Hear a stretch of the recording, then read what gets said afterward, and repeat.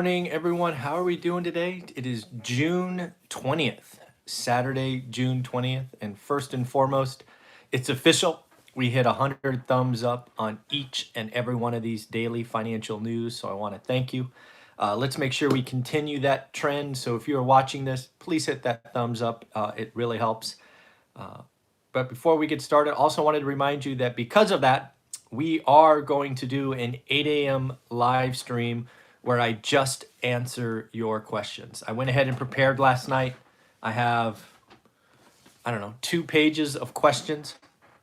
We are going to do our best to get through each and every one of them. Last time we were able to do that in about 40 minutes, which left about another 20 minutes for additional questions. So I will go the full hour from 8 a.m. Pacific until 9 or just before 9 because I have to get off and get on my weekly commitment to my students, which I do a private Facebook group session just for them as a way to give back, answer questions about the homework, their course, really check, make sure that they're doing what they should be. Because again, it's all about learning your market, see what is going on.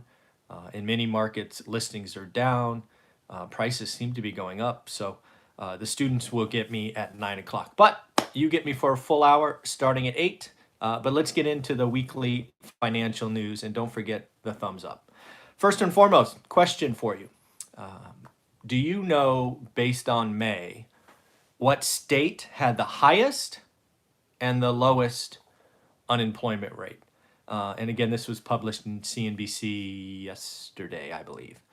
So I think the highest is probably pretty well known. We talk about it a bunch. We actually talked to Brian Lebo, who is an investor or an agent in that market. So Nevada comes in at the high at 25.3%, which that's depression level.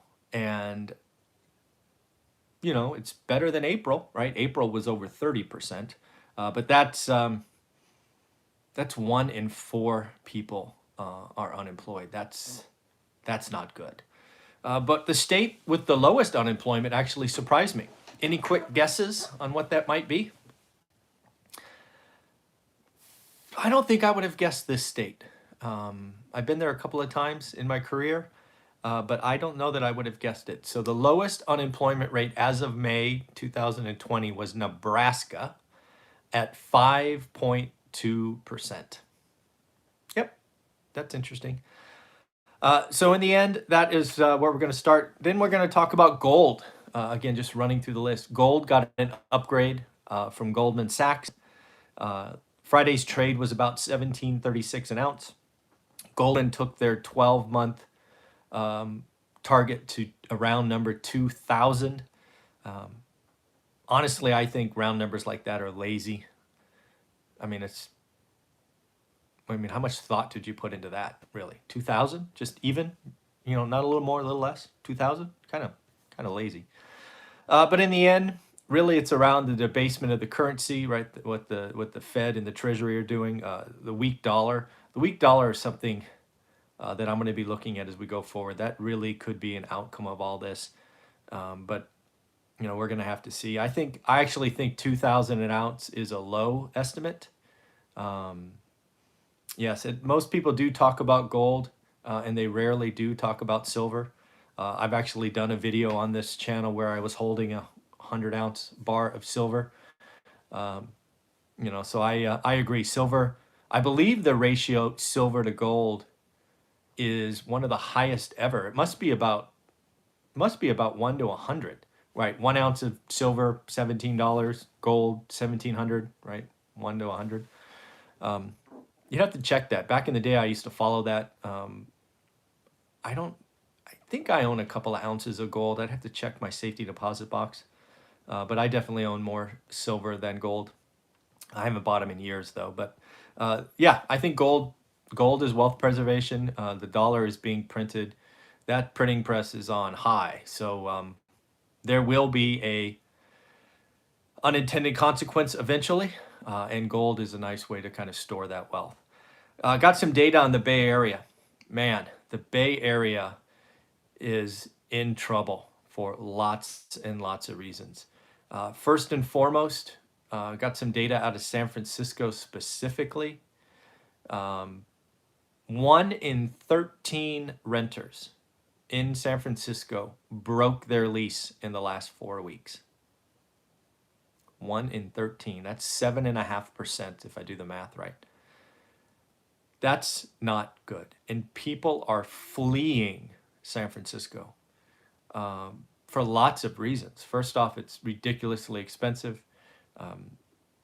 It's seemingly going downhill with homeless encampments growing left and right. You have employers telling you you can work from home, and vertical living is not the thing. So people are flying or just fleeing the city. And I think this is a trend that is only started. I think San Francisco will be a vastly different city in a year. Frankly, when I grew up, right, because I lived in the Bay Area, for almost 50 years, San Francisco was not the place to be. It was disgusting and unsafe and miserable, and it's very likely to go back that direction. As the city, frankly, is targeting what made it successful, right? I don't know what it is. It's a city official who basically wants to tax the wealthy even more, even though they're already the highest tax. So I don't know why San Francisco is doing that. Money grab, greed. I don't know what. It's just a bad plan, but they are clearly executing it. It is a very liberal or left or whatever you want to call it city, and it is going to suffer the consequences, and it is going to be painful. Rent in the city for May was down 10%. I actually live in the city of Mountain View and found a stat that said Mountain View rents were down 16%, 1-6. That's substantial. And I'm sitting here, a mile and a half from Google headquarters. Facebook is just up the road in Palo Alto, right? We're really in the heart, and to see that we're down 16%, pretty crazy. So it is not going to be good in the Bay Area for quite a while, right? The door is open and people are fleeing. Continuing the Bay Area, kind of just bad news. I mean, I don't know how else to say it. The Bay Area lost 500,000 jobs in April, right? Just the month of April. And now we are celebrating May. They're saying May is the biggest ever job gains. Gotta guess what the number is? 41,700. I just find that comical, right? You go from a loss of 500,000 in April and you're celebrating 41,000 increase, which is a record. So you're telling me it's going to take 12 record months in a row to get back to even, and that's a good thing?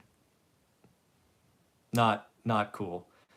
Same thing California wide, man. California is in trouble. I lay this 99% at the footsteps of our governor.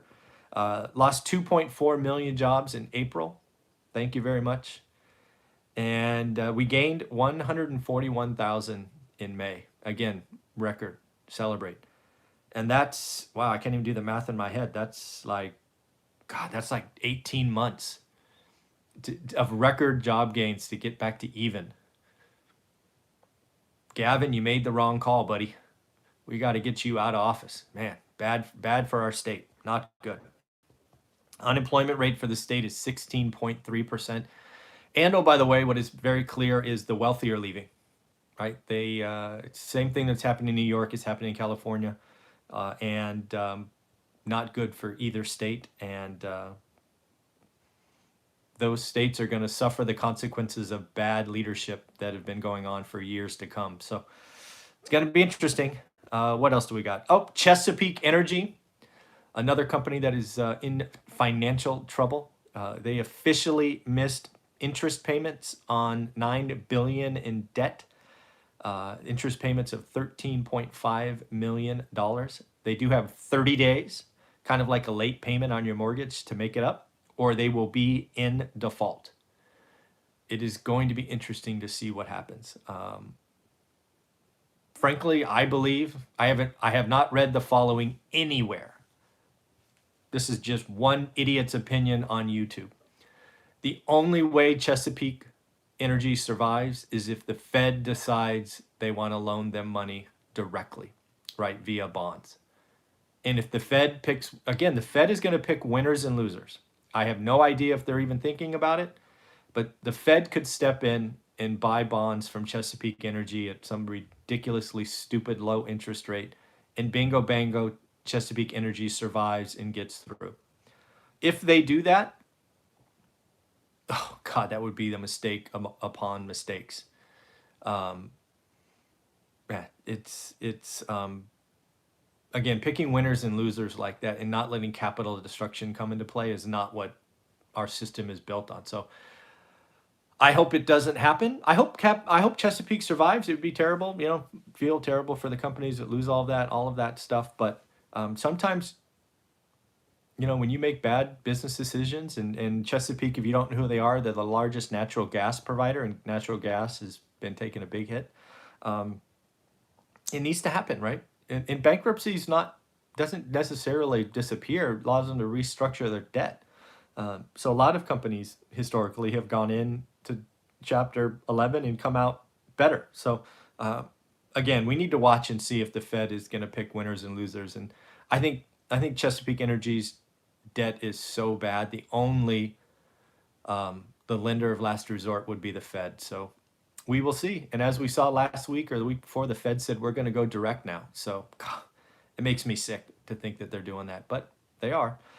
I don't know if you saw this, but it looks like Barbara Corcoran from the Shark Tank is out there saying what we've been talking about on this channel, that with inventory so low across much of the U.S., prices in real estate are going to go up. Barbara, you and I agree. The one little twist I will disagree with her on is she's obviously, if you don't know who Barbara is, she's obviously on the Shark Tank. She actually wrote a book. I wish I had the title. I read years ago that I thought was pretty good. Talked about starting a business, borrowing money, all of that. She really did start from nothing. So if you haven't read that book, look it up. I remember it being yellow, but I could be wrong. But it was a pretty good book. So I call it a biography. It was pretty good. Congrats, Barbara, on your success. But she did talk about New York because that's where she is. And I think she was too rosy on New York. She is not appreciating the flight out of vertical cities. And just like I talked about San Francisco, New York is, I actually think New York will suffer more, frankly.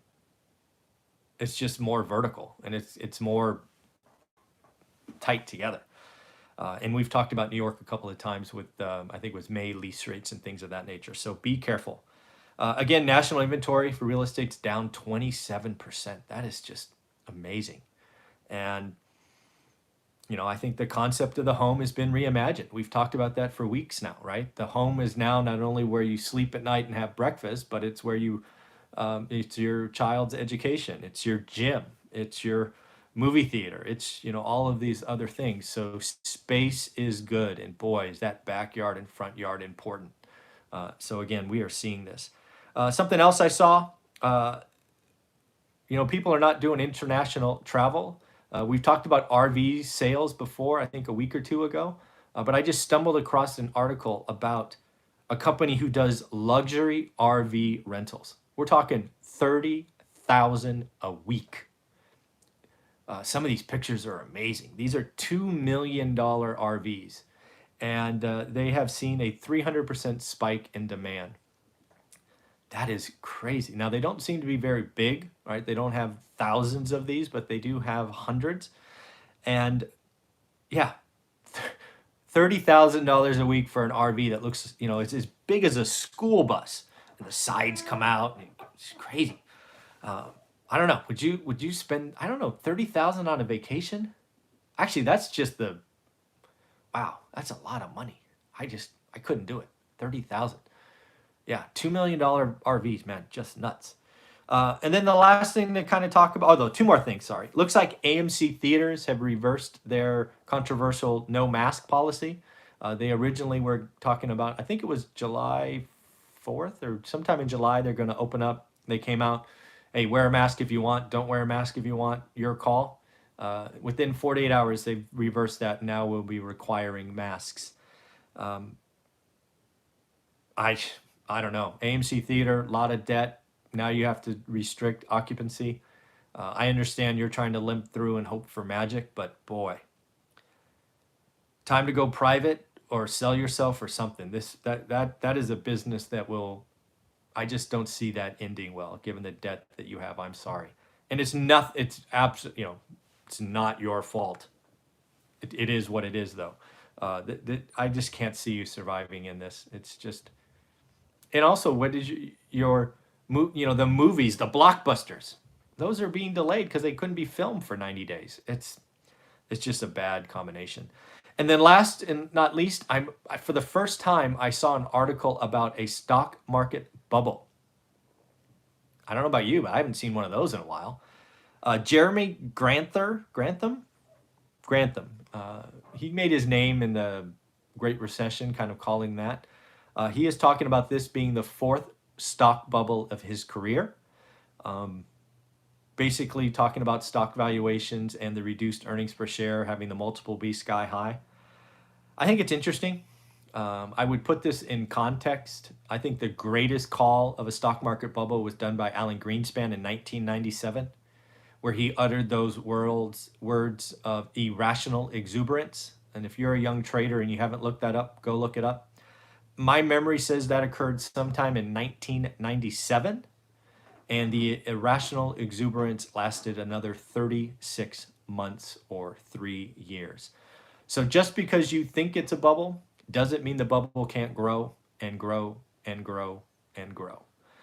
So markets can be irrational or for a long time. And again, I don't know that I'm willing to call it a stock market bubble, but it is worth mentioning that the first time that I've heard or read an article in years about a stock market bubble was this weekend. I actually read it this morning. So I don't know. We'll see what happens going forward. I don't know that I buy into it. I do think it's crazy evaluations. I do think it's a retrade. I do think it's a 5 stocks making up 20% of the S&P. I think there's a lot of unhealthiness going on. I think there's a lot of gambling going on. But I don't really know. It feels broken to me, but I don't know that I'd call that a bubble. But let me know what you think. Do you think we're in a stock market bubble? Do you think it's just, Main Street and Wall Street being different from each other? I don't know what you think. So in the end, that's what I got for you today. Again, do me a favor, hit thumbs up on this video. I would greatly appreciate it. Thank you for you two. Have a happy Father's Day, everyone. I do believe that's tomorrow. We will still do these financial lives because that's what we do 365 days a year. So we will still do it.